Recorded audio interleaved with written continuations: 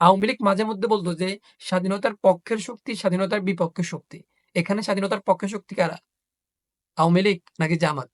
বিপক্ষের শক্তি কারা? আওয়ামী লীগ না জামাত? আসসালামু আলাইকুম। ১৯৭১ ১৬ ডিসেম্বর আমরা যে স্বাধীনতা অর্জন করছি। আমরা স্বাধীন সার্বভৌমত্ব বাংলাদেশ নামক একটা নতুন দেশ বিশ্বের মানচিত্রে এড করতে পারছি। আমাদের ৩০ লাখ শহীদের বিনিময়ে আমরা যে স্বাধীনতা অর্জন করছি, এই সকল জিনিসের পিছনে বাংলাদেশের কোন নাগরিক, বাংলাদেশের মুক্তিবাহিনী, বাংলাদেশের মুক্তিযোদ্ধাদের, বাংলাদেশের সৈন্যদের কোনো অবদান ছিল না। কারা বলতেছে? ভারতের নাগরিকরা বলতেছে। কারা বলতেছে? ভারতের এলিটরা বলতেছে। কারা বলতেছে? ভারতের প্রধানমন্ত্রী বলতেছে। আজকে আমাদের মহান বিজয় দিবসে নরেন্দ্র মোদীর পেজ থেকে একটা স্ট্যাটাস আসে। আপনি এই স্ট্যাটাস যদি পুরো সামারি করেন তাহলে এটার উত্তরে এটা আসে যে ১৯৭১ এ ভারতের সৈন্যরা, ভারতের মুক্তিবাহিনীরা, ভারতের মুক্তিযোদ্ধারা, ভারতের সাহসী নাগরিকরা পাকিস্তানি পাক হানাদার বাহিনীর সাথে যুদ্ধ করে, পাকিস্তানি পাক হানাদার বাহিনীর সাথে লড়াই করে, সংগ্রাম করে বাংলাদেশ নামক নতুন একটা দেশ আমাদেরকে উপহার দিছে।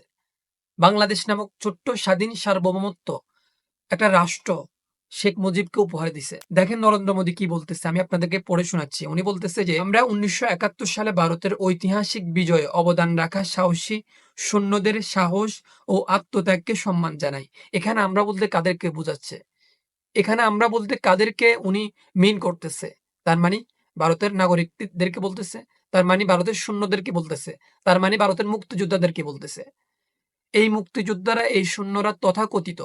এই মুক্তিযোদ্ধারা, এই সৈন্যরা নামমাত্র মুক্তিযোদ্ধা। এদের কোনো অস্তিত্ব ছিল না ১৯৭১ এ।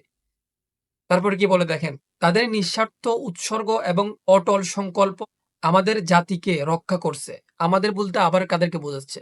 আমরা আমাদের বলতে কাদেরকে বোঝায়? কাদেরকে মিন করে? তারপরে উনি আরো বলতেছে যে, এই দিনটি তাদের সাধারণ বীরত্ব এবং তাদের অদম্য চেতনার প্রতি শ্রদ্ধাঞ্জলি। তাদের আত্মত্যাগ চিরকাল প্রজন্মকে অনুপ্রেরিত করবে এবং আমাদের জাতি ইতিহাসে গৌরবভাবে গেঁথে থাকবে। এখানে তাদের বলতে, এখানে আমরা আমাদের বলতে কাদেরকে মিন করে?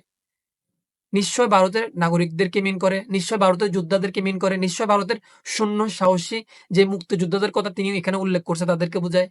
তার মানে ১৯৭১ এ বাংলাদেশের নাগরিকদের কোনো অবদান ছিল না এই স্বাধীনতার পিছনে। তার মানে ১৯৭১ এ এই স্বাধীনতার পিছনে বাংলাদেশের কোনো মুক্তিযোদ্ধা, বাংলাদেশের মা-বোন, বাংলাদেশে যারা শহীদ হয়ে গেছে, বাংলাদেশের কোনো নাগরিকের অবদান ছিল না এই স্বাধীনতার পিছনে।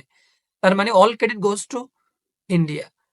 ইন্ডিয়া আমাদেরকে এই স্বাধীনতা অর্জন করে আমাদেরকে স্বাধীন সার্বভৌমত্ব বাংলাদেশ নামক একটা নতুন দেশ উপহার দিয়ে ১৯৭১ সালে তারা চলে গেছে। এইরকমটা না? উনার স্ট্যাটাসের সামারিটা এরকমই আসে। তার মানে আমরা স্বাধীন করি নাই বাংলাদেশকে। আমাদেরকে স্বাধীন করে দেওয়া হইছে। আমাদের মুক্তিযোদ্ধারা পাকিস্তানি পাক হানাদার বাহিনী থেকে বাংলাদেশকে পুনরুদ্ধার করে নাই। পাকিস্তানি পাক হানাদার বাহিনী থেকে স্বাধীন করে নাই। ভারতের মুচি থেকে শুরু করে এলিট শ্রেণীর যারা আছে, ভারতের প্রধানমন্ত্রী সহ প্রত্যেকটা মানুষ সাম্প্রতিক সময় বাংলাদেশকে নিয়ে তারা যে ন্যারেটিভ বিলং করতেছে, বাংলাদেশকে নিয়ে যে মিস ইনফরমেশন, ডিসইনফরমেশন ক্রিয়েট করতেছে, এটা বাংলাদেশের ভাবমূর্তি বিশ্বের দরবারে তারা ক্ষুণ্ণ করতেছে। গত ১৬ ডিসেম্বরে সেম ওয়েতে সেম প্রসেসে তারা এই স্ট্যাটাস দিছে। আপনি রাহুল গান্ধীর স্ট্যাটাস দেখেন, নরেন্দ্র মোদীর স্ট্যাটাস দেখেন। তার মানে কি আওয়ামী লীগ এই স্ট্যাটাসগুলো সমর্থন করছে? আওয়ামী লীগ এই মন্তব্যগুলোকে নীরবে নিভৃতে সমর্থন করছে। ভারত কখনোই বাংলাদেশকে স্বাধীন রাষ্ট্র হিসাবে ঘোষণা করে নাই। বাংলাদেশকে স্বাধীন রাষ্ট্র হিসাবে তারা মানতে পারে নাই। তাদের এই মন্তব্যগুলো দেখলে আপনি বুঝতে পারবেন, ভারত বাংলাদেশকে এখনো স্বাধীন সার্বভৌমত্ব দেশ হিসাবে মেনে নিতে পারে নাই।